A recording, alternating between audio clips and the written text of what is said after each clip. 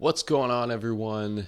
Dr. Mike Axler here, PhD in kinesiology and applied physiology, exercise science professor, and 60 plus time marathoner and ultramarathoner.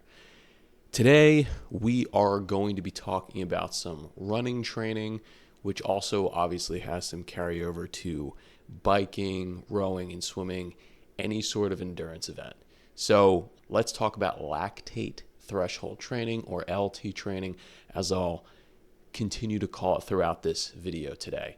So lactate threshold training is both misunderstood and often overlooked. So what is lactate threshold training on like an 8th grade level? You know, when you're walking down the street and you just keep going and going and going, you're probably breathing through your nose, you're relaxing, you're looking at your phone. That type of exercise is called aerobic exercise. It's nice and easy. It means with oxygen. Now, if I tell you to start sprinting and I'm like, don't stop because I'm going to give you $100 for every 100 yards you go, you're going to keep going and going and going. And at a certain point, you're going to get out of breath, probably really quickly, within the first 10 seconds maybe. That is called anaerobic metabolism or anaerobic exercise. And anaerobic means without oxygen. And it's very, very tiring. You know that. So aerobic is easy, anaerobic is hard. The main thing here is that we build up lactate and hydrogen ions, not lactic acid, but lactate and hydrogen ions as metabolic byproducts when we exercise. However, when you are aerobically exercising, you're just walking down the street and doing something light, your lactate clearance very much measures up to lactate buildup. So you're not getting incredibly tired. But when you switch to anaerobic metabolism and you're just going and going and going, your body can't buffer out and get rid of the lactate as quickly as it's building up. This is called your lactate threshold, or OBLA, onset of blood lactate accumulation. And what ends up happening? You get tired. You feel like this acidity building up. You feel like really kind of uncomfortable tightness. Your brain starts going a little bit nuts. That onset of blood lactate accumulation is the point at which you start to accumulate lactate in a very exponential manner, and you can't clear it out. Now, this is also going to be like the red line or the endpoint, so to speak, for aerobic metabolism. So with regard for running, biking, and swimming, if you know that you're at like a zone 1 or a zone 2 and you're just going and going and going, and someone wants to race you at the end, you start getting up into zone 3, zone 4, and that's when you start to feel like the tightness in your legs and a little bit of the acidity building up. That's going to be your upper threshold between aerobic and anaerobic conditioning. Lactate threshold is also typically measured as a percentage of VO2 max, or a pace, or a heart rate zone. And for the intents and purposes of this video, on like the Apple Watch or any Garmin watch or something like that, your lactate threshold zone is going to be around a zone 4 and around 80 to 90% of your max heart rate. And if you're wondering what your maximum heart rate is, I think it's just take 220 minus your age. That's your maximum heart rate, and then multiply that by like 80% and 90%, and that's going to be your lactate threshold zone. And the reason why we should care about this is because this is going to be a very strong predictor of race performance, and even better than VO2 max. We cannot really train our VO2 max too well. If you are a sort of a couch potato and you end up becoming a marathoner, you're going to get more fit, but your VO2 max isn't going to go up all that noticeably. Whereas your lactate threshold, that can really change and increase over time. So if you know your lactate threshold and you train accordingly, you can really become a better athlete. Alrighty, let me sell you on the idea of why you should care about this video or this podcast, why you should care about your lactate threshold. And the number one reason is going to be to determine sustainable race pace. If you've ever run a race, whether it's a 5K, 10K, half full, ultra, you know that you maybe, or your friends or someone you know, is going to go out way too fast, way too soon, and then you're going to bonk and crash and you're going to positive split. You don't want this, right? You want to do something You want to have a race which is nice and steady, and at the halfway point, you ramp it up a little bit so you can negative split and then brag to everyone about it, right? So if you know your lactate threshold zone is around like a zone 4 on here, you can stay there, right? And it's like that is physiologically going to be the most advantageous place for you to race, and you're going to have the best performance. Further on this, and even before this, is knowing your lactate threshold is going to help you structure your training zones better.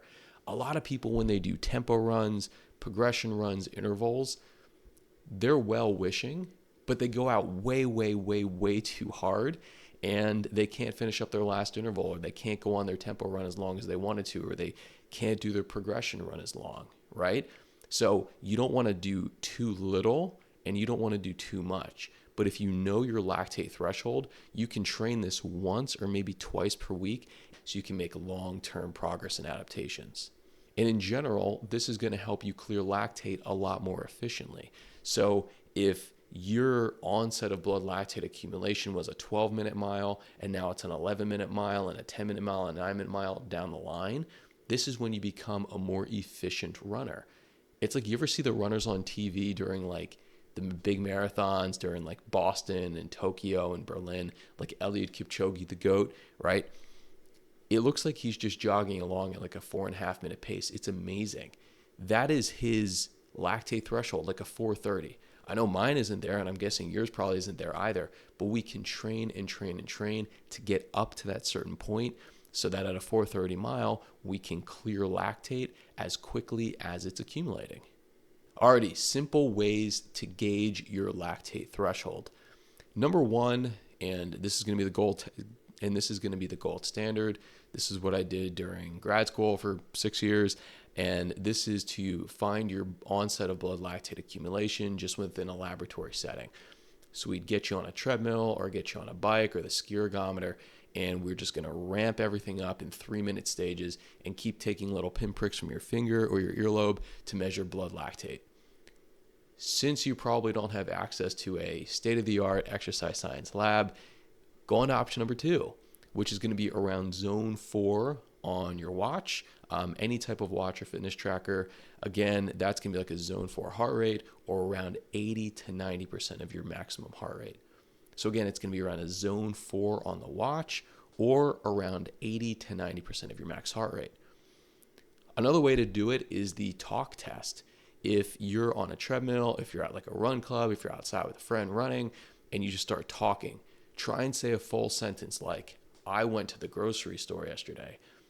If you can say that clearly, you're not at your lactate threshold. Ramp it up, ramp it up, ramp it up with the intensity, with the faster running splits.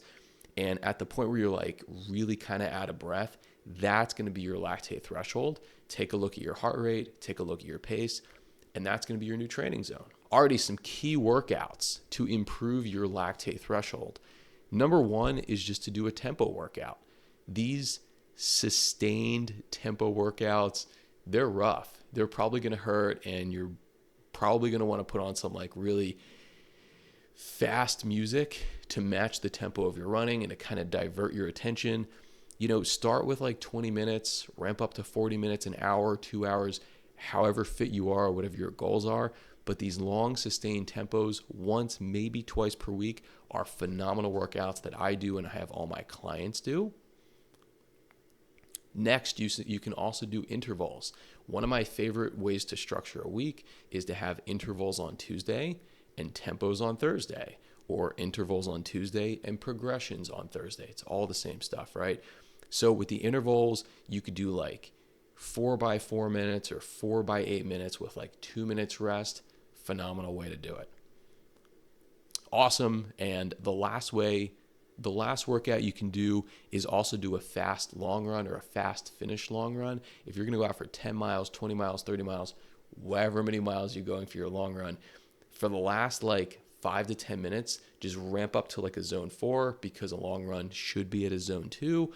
And that can really just kind of help you both mentally and physically push that pace to something very difficult, very unsustainable. But it's going to help you adapt over time. And again, with these workouts, Don't overdo it. You're going to need to rest. You're going to need to recover, get your protein, get your calories, get your hydration. So just once, maybe twice per week is perfectly adequate to make long-term adaptations. Already, what you can expect to gain from your threshold training, if I haven't already sold you enough. Number one is increases in mitochondrial density or mitochondrial biogenesis, making more of these engines, making more of these mitochondria. Again, big shout out to my boy Bill Nye here. So when you build up more mitochondria in the muscle, that's more engines and more powerhouses to keep fueling you throughout, making your exercise seem easier and easier and easier at more intense paces. Further, just improving your body's ability to clear lactate. So when a 12-minute mile once felt difficult, now it feels easy. You're becoming a more efficient and economical runner. This is also going to raise the ceiling for a sustainable effort. Again, if you can sustain an 11-minute mile, but you only were able to sustain a 12-minute mile earlier, you're becoming more efficient. And also, this is going to boost mental toughness at higher intensities. Again, if I ask you to go sprint right now, every 100 yards, I'll give you $100. After the first couple hundred yards, maybe 200, 300 yards, your brain's going to start going crazy, right? You start thinking of different thoughts you're trying to get out of there. But if you learn to calm that down by training at your lactate threshold more often, you can kind of settle into that slightly uncomfortable, painful feeling and learn to deal with that. So a lot of cognitive and physiological positive adaptations that happen when you lactate threshold train. Now, I do want to bring up some threshold training pitfalls, and the first is going to be running threshold workouts too fast. And this turns into like VO2 max work. We're not going for sprints. We're going for around zone 4, 80 to 90% of your max heart rate, something that is kind of uncomfortable but is sustainable. If you do too much too soon, you can burn yourself out really quickly, and we don't want to do that. We don't want to get injured. We don't want to get sick. We want to come back again tomorrow if possible. Also, not personalizing the threshold pace by your fitness level. Don't look at your Strava and someone else's Strava to look at pace. I don't want to hear it from my clients of like, oh, I ran at this pace, but now I ran at this pace. I don't care about the pace. Go off of effort, right? When you focus on the process, the goal that you're trying to get becomes easier and easier and easier to get. Focus on the process. Don't get too hung up on pace. And also the last one here is don't neglect your aerobic base training. We know that we should spend around 80% of our week at aerobic pace, zone 1, zone 2, and only 20% at zone 4, zone 5. This is how all the professionals train. It is very much backed by science. The research is out there on the internet if you want to go check it out for yourself. But you need to do around 80% of your week at aerobic base training, zone 1, zone 2, and only around 20% at zone 4, zone 5. Alrighty, TLDR, train smarter, not just harder.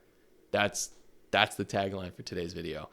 So number one, lactate threshold is the engine, so to speak, for endurance events. Number two, lactate threshold training can improve performance. And it's not just a fitness metric.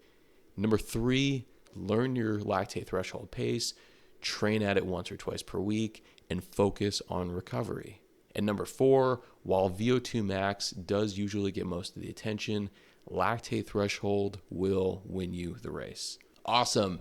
Thank you so much for tuning in to another episode of this YouTube or podcast, however you took this in today. I do hope you enjoyed, and I hope you're hitting those lactate training runs once or twice per week. If you did, please like, subscribe, and share this video with a friend. And make sure to subscribe to both my Substack and my Instagram, where I do more scientific deep dives every single day. So with that, I will catch you all in the next episode.